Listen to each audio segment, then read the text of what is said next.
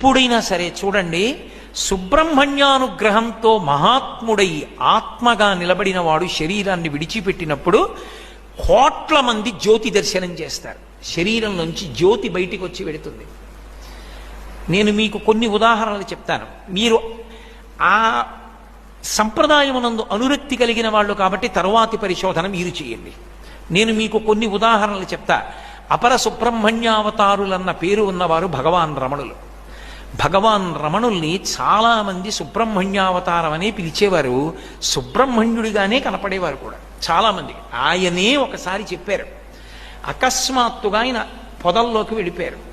పొదల్లోకి వెళ్ళి బయటికి వచ్చి, అయ్యా ఎక్కడికి వెళ్ళారంటే వారి నోటి వెంట అబద్ధం అవసరం ఆయనకి ఏముంది, కృత్తికల పాలు తాగి వచ్చానన్నారు. ఆయన అరుణాచలం పొదల్లోకి వెళ్ళి కృత్తికలు పాలిచ్చేవారు అని చెప్పేవారు. ఆయన గోచి పెట్టుకుని పళనిలో